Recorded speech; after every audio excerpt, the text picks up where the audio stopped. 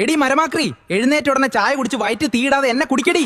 വെയിൽ വരുന്നതിന് മുമ്പേ നിന്റെ ബ്ലഡ് വോളിയം കൂട്ടി വെച്ചില്ലെങ്കിൽ ഉച്ചയാകുമ്പോ നീ വാടിയ പയർ പോലെ ഇരിക്കും. എടി കാട്ടുകോഴി മാ, എന്നെ ഇട്ട് വെയിലത്തിറങ്ങല്ലേ. സൂര്യന്റെ ചൂട് മുഴുവൻ വലിച്ചെടുത്ത് നിന്നെ ഞാൻ തന്തൂരിയാക്കും. വെളുത്ത കോട്ടൺ തുണി ഇട്ട ആ വെളിച്ചം തട്ടിത്തെറിച്ചു പോയിക്കോളും.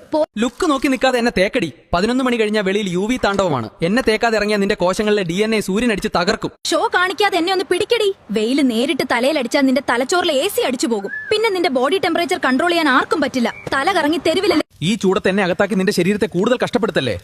എന്നെ ദഹിപ്പിക്കാൻ നിന്റെ ശരീരം ഒരുപാട് ചൂടുണ്ടാക്കും.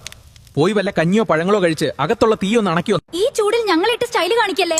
നിന്റെ കാലിലെ രക്തക്കൊവലുകൾ വീർത്ത് ചൂട് പുറത്തോട്ട് കളയാൻ നോക്കുക. അത് തടഞ്ഞാൽ നിന്റെ ബോഡി മൊത്തം ചൂടാകും. മര്യാദക്ക് വല്ല ലൂസ് എരിപ്പ് ഇടും. എടി മരഭൂതമേ, പുറത്ത് 40 ഡിഗ്രി ചൂടുള്ളപ്പോ എന്റെ ഉള്ളിലെ കെമിക്കൽ റിയാക്ഷൻ പാളം തെറ്റും. വെയിലത്ത് വെച്ച് ഗെയിം കളിച്ചാൽ ഞാൻ പണി നിർത്തും. എന്നെ ഒന്ന് തണലത്ത് വെക്കടി. എടി കരിങ്കാലി, എന്നെ കണ്ടോ? കടും മഞ്ഞ. ഇതിനർത്ഥം നീ കുടിച്ച വെള്ളം ഒന്നിനും തികഞ്ഞില്ല എന്നാണ്. നിന്റെ കിഡ്നി വെള്ളമില്ലാതെ കരയാണ്. ഞാൻ കറങ്ങുന്ന കണ്ട് സോഫയിൽ ഇരിക്കണ്ട. ഈ തീക്കാറ്റ് ഞാൻ നിന്റെ മേത്തോട്ട് അടിച്ചു തന്നാൽ നിന്റെ വിയർപ്പ് വേഗം പറ്റി നീ കൂടുതൽ തളരും. വല്ലപ്പോഴും ദേഹത്ത് വെള്ളം നനയ്ക്കടിയേ. ഈ പറയുന്ന കാര്യങ്ങൾ ഓർത്തുവെച്ചോ.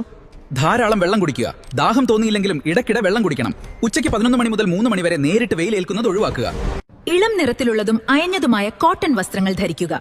പുറത്തിറങ്ങുമ്പോൾ കുട, തൊപ്പി, സൺഗ്ലാസ് എന്നിവ ഉപയോഗിക്കുക. പെട്ടെന്ന് ദഹിക്കുന്ന ഭക്ഷണ സാധനങ്ങൾ കഴിക്കുക. കഠിനമായ തലവേദന